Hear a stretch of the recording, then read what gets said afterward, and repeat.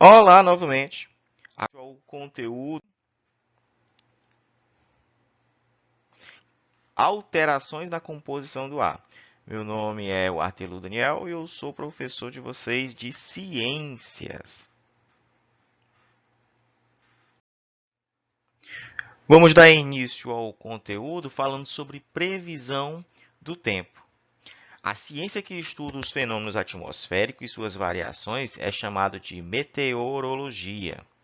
Os meteorologistas obtêm informações que permitem fazer a previsão do tempo de uma região, como a imagem aqui na foto mostra um tempo chuvoso.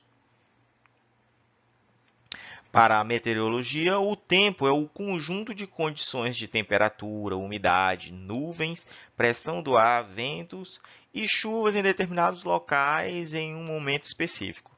São esses os fenômenos atmosféricos que determinam se estará quente ou frio, seco ou chuvoso, nublado ou ensolarado em uma determinada região.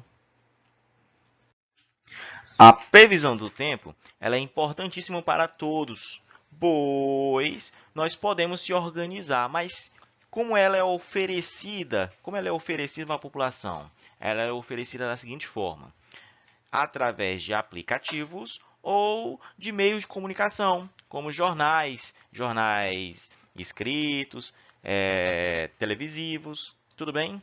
Do lado esquerdo, nós temos um aplicativo indicando como vai ser o dia durante a semana. Sábado, domingo, a gente vê que é meio ensolarado, pelo menos vai fazer sol. Já segunda, terça e quarta pode ter previsão de chuva. A chuva mesmo pode ocorrer, é uma previsão, pode ocorrer na quarta-feira. Tudo bem? Já do lado direito nós temos o mapa do Brasil, indicando como vai estar cada região em determinado dia e horário. Nós vamos falar sobre um fator que pode influenciar no clima, que é a temperatura. A temperatura do ambiente pode ser quente ou frio e pode até dar uma sensação de conforto. Para medir a temperatura, nós utilizamos termômetros. E o termômetro aqui no Brasil é utilizado como unidade de medida o grau Celsius. O termômetro é mais ou menos assim. Do lado esquerdo, nós temos um termômetro clínico, que ele é utilizado para medir a temperatura corporal. E do outro lado, do lado direito, nós temos um termômetro utilizado para medir a temperatura do ambiente. A temperatura também ela é influenciada pela altitude. Por exemplo, no Amazonas, a temperatura geralmente é alta, mas nessa fotografia, no Pico da Neblina, nós temos uma altitude de quase 3.000 metros e lá a temperatura pode atingir até 6 graus Celsius. Isso porque está em uma altitude bastante elevada, fazendo com que a temperatura diminua muito, apesar de estar numa região quente. Outro fator que pode influenciar o nosso clima é a umidade relativa do ar. Por estar relacionada com a quantidade do vapor de água na atmosfera, a umidade relativa do ar depende de alguns fatores, como a quantidade de água de uma determinada região e a temperatura.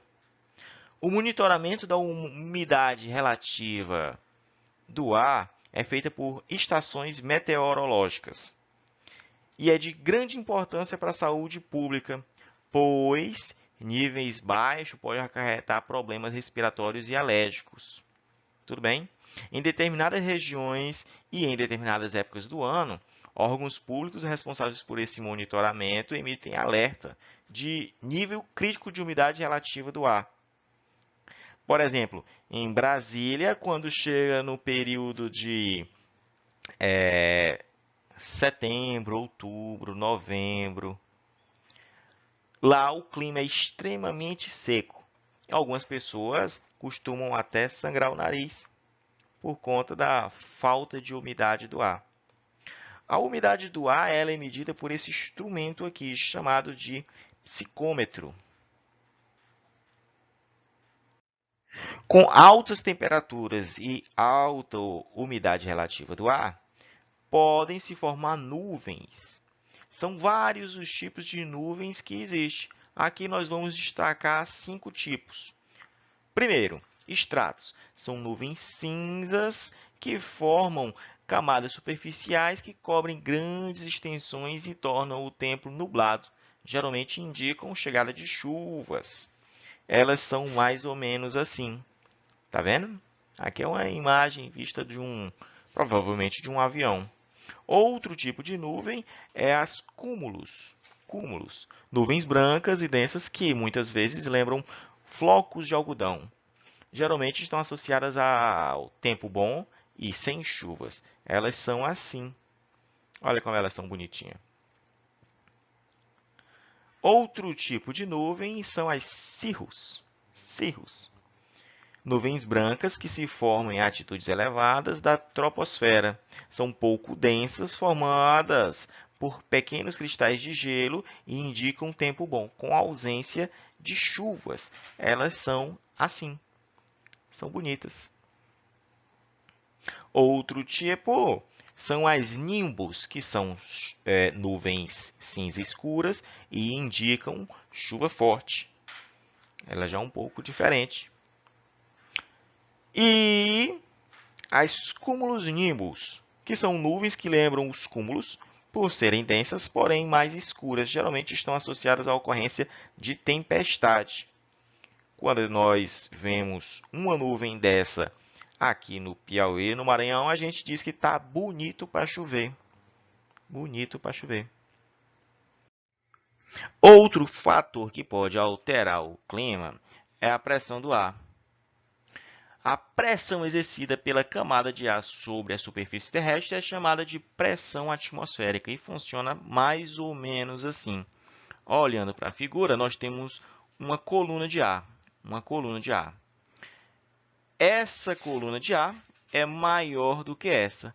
Logo, o sujeito que está aqui tem uma coluna de ar maior sobre sua cabeça. Então, a pressão de ar aqui, pressão atmosférica, é maior do que essa. Essa coluna é menor, então nós temos uma menor quantidade de partículas de gases sobre a cabeça do indivíduo.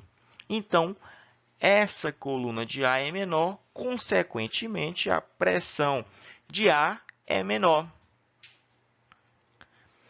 Os corpos também exercem uma pressão, só que de forma inversa. É mais ou menos assim. A pressão atmosférica tenta pelo menos empurrar os gases para dentro do sujeito e ele responde com uma pressão inversa. Uma pressão inversa. Em grandes profundidades, nos mares, essa pressão externa pode superar a interna, fazendo com que o sujeito tenha dificuldade de respirar. Por isso que alguns mergulhadores usam equipamentos especiais e tem que ser bastante treinado. Já que estamos falando sobre pressão atmosférica, nós vamos falar agora sobre instrumentos que medem a pressão atmosférica. Antes disso, vamos fazer um pequeno histórico. O filósofo grego Aristóteles, em 300 a.C., considerava impossível, em uma situação natural, existir o vácuo. Já Platão defendia que poderia existir espaços artificiais entre as partículas que formam os corpos, mas não além da atmosfera, que é o espaço entre os corpos celestes, que deveria ser preenchido por um material chamado éter. Já no século XVII, as bombas aspirantes passaram a ser estudadas, pois com ela não era possível elevar a água dos poços acima de 10 metros. Para compreender esse fenômeno, por volta de 1641, o italiano Gasparo Berti, não sei se pronunciei de forma correta, ele realizou um experimento utilizando um tubo de chumbo instalado na parede externa de um prédio em Roma, lá no país chamado Itália, de modo que o comprimento de tubo pudesse, a partir do solo, alcançar o terceiro andar do prédio. E, finalmente, em 1644, um cientista italiano chamado Evangelista Torricelli construiu, inspirado no experimento do cientista anterior, um instrumento para medir a pressão atmosférica. O instrumento era parecido com esse, tá certo? Ele media a pressão atmosférica utilizando um tubo com um espaço vazio, a vácuo. No vácuo não existem moléculas de ar. Abaixo dele, um líquido metálico chamado mercúrio. Ele subia e descia de acordo com a pressão que a atmosfera exercia sobre o líquido que estava no recipiente abaixo. Nós temos alguns instrumentos que medem a pressão do ar. Nós temos o barômetro, que é esse equipamento aqui que parece um relógio. À medida que aumenta a pressão, ele vai girando no sentido horário, tá certo? Nós temos o barômetro aneroide, nós temos o barógrafo, que ele mede a pressão, só que registra esses dados em um papel. Nós temos o altímetro. O altímetro ele não mede pressão, mas ele mede a altitude, que está diretamente relacionada com a pressão. Aí você anda com um barômetro e um altímetro. Aí você pode ver, fazer a relação entre a altura e pressão atmosférica, se é maior, menor.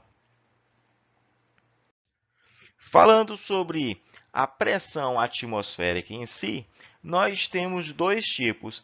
A pressão atmosférica baixa, que geralmente indica que o ar está úmido e quente, o que é um sinal de tempo instável com possibilidade de chuva. Nós também temos a pressão atmosférica alta, que geralmente indica que o ar está seco e a temperatura está estável, o que é um sinal de tempo bom sem chuvas. É importante saber que essas relações são simplificadas. Existem outros fatores que podem ser considerados para fazer uma boa previsão do tempo. Para visualizar essas situações, nós temos essa imagem.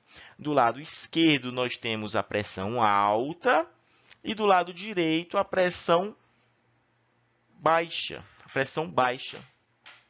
Pressão alta relacionada com tempo bom, pressão baixa relacionada com um tempo chuvoso.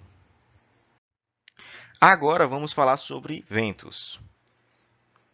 Os ventos estão relacionados com a circulação de ar quente e ar frio. É chamado de corrente de convecção. Ela ocorre quando, em um ambiente, existe um local com diferença de temperatura em relação ao restante. Vamos observar aqui na figura. Aqui nós temos o ar quente e o ar frio. Aqui deve ser em um local próximo à região sul do país, porque aqui a gente tem um aquecedor. Não faz sentido colocar um aquecedor em Timon, tá certo? Mas, colocando esse aquecedor aqui, ele vai aquecer o ar que está próximo, tá certo? Aquecendo o ar, as moléculas vão ficar mais distantes entre si e elas tendem a subir porque elas ficam mais leves. Isso em relação com as outras moléculas de ar frio. Elas estão mais próximas entre si, fazendo com que elas fiquem mais densas. Moléculas mais densas são mais pesadas. Então, geralmente, o ar frio fica embaixo e o ar quente fica em cima. Só que o aquecedor vai promover essa circulação de ar. Não dá para ter a sensação de vento nesse pequeno ambiente, mas fora desse quarto, com correntes de convecções muito maiores, nós temos a sensação de vento, de brisa, ventania, vendaval. Depende da diferença de temperatura de uma determinada região. Para indicar a velocidade do vento e direção, nós utilizamos o anemômetro, que ele é parecido com isso daqui. Aqui indica a direção e esse aparelhozinho em cima indica a velocidade. Quanto maior a quantidade de rotação desse equipamento, maior a velocidade do vento. Tudo bem? E chegamos ao fim do conteúdo. Qualquer dúvida pode entrar em contato com o professor durante o chat no horário determinado pela coordenação pedagógica. Obrigado a todos.